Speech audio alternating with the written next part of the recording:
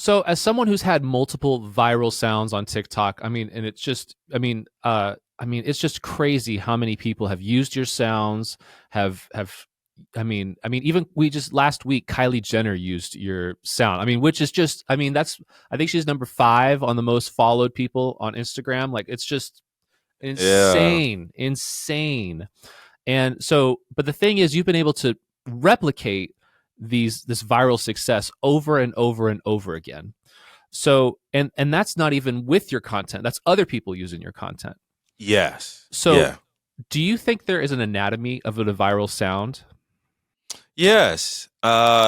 Popular music, and I was just telling a few people about this. You can crack the code, and the code is what music has survived over the last 50 to 60 years.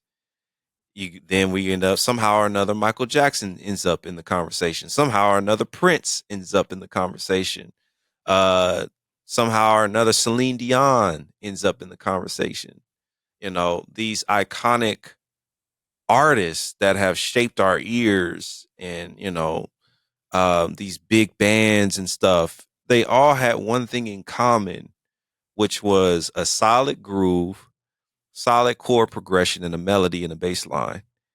And they, even if it was more contemporary and even, let's say, a ballad like a Human Nature by Michael Jackson, even if it's a ballad, what people don't realize is music has a lot of power. Chord progressions and good melodies have so much power to them where you don't even need any lyrics over it. It just, if it's compiled in a way that is relaxing, calm, or even makes you want to dance and party, funk music, um, you tap into that. The blueprint has already been laid a long time ago. So all I'm doing is following the template that was set up, and then I can use the more trap sounds. Ooh, I'll grab this 808 instead of a bass. Ooh, I'll grab this keyboard weird sound instead of a piano, but it's the same chord progression and ingredients.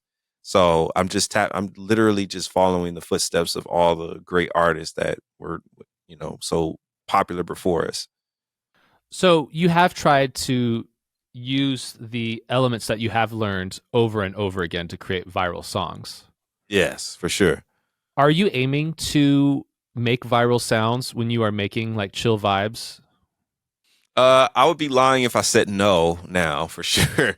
So, I mean, it's like, yeah, shoot for what is the saying? What, shoot for the moon, but if you land on the stars or something like that, that's fine, something like that. So, I always try to anticipate things picking up pretty quickly.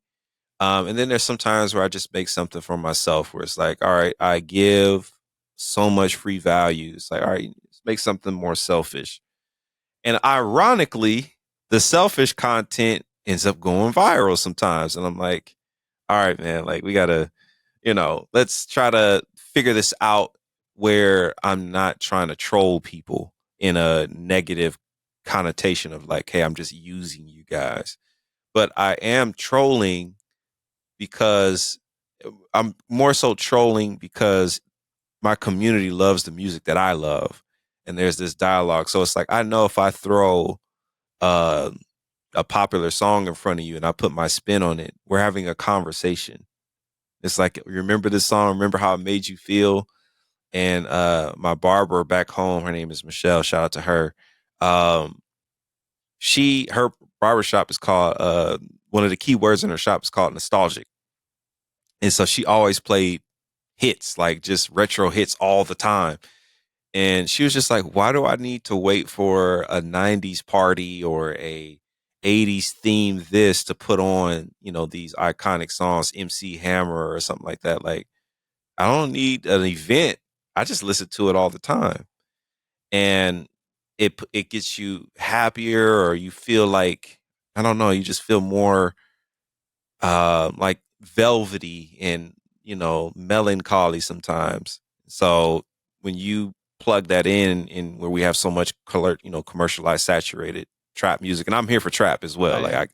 I'm here We for in it. the ATL, baby. Yeah, yeah, I'm here for it. Like, it's a good groove, and 808s will still send me over. I'm not knocking it, but what I'm saying is it's a disruption into the traffic where you throw this at them. And it's like, oh, girl, I remember when I was listening to that back in 1986. Girl, that was my song. So that kind of effect.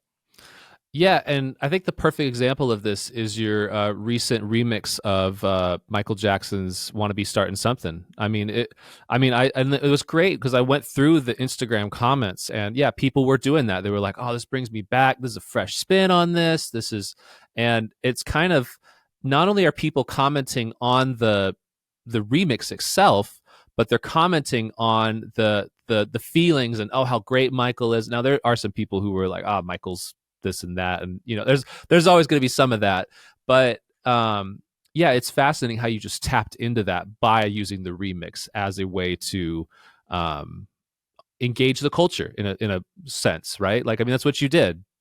Yeah, for sure, for sure. That's the main thing is starting conversations. We cannot do this podcast without me mentioning the Pocket Queen. Like, that's just she is the embodiment of everything we're talking about, like just times 1,000. So there's a lot of synergy. We go way back, and we can dive more into that, of course, later if you need to.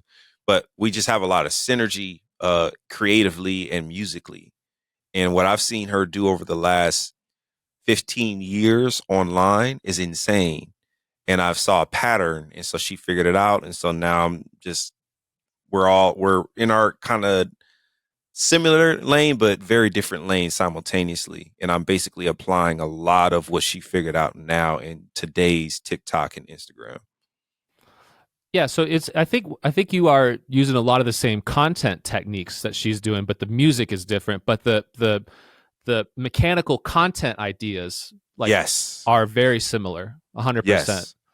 Yeah, Yes. she's amazing. I definitely would love to get her on the podcast at some point because her stuff is just, I mean, it's just you watch her play the drums and it just like it's just so mind blowing. Like, she doesn't even look like she's trying, man. And Not at it's the all. funkiest thing you've ever heard. I really do. She's one of my favorite content creators for sure. Yeah, likewise. That's my sister for life. Shout out to you, sis. Like, much love and respect. You doing your thing.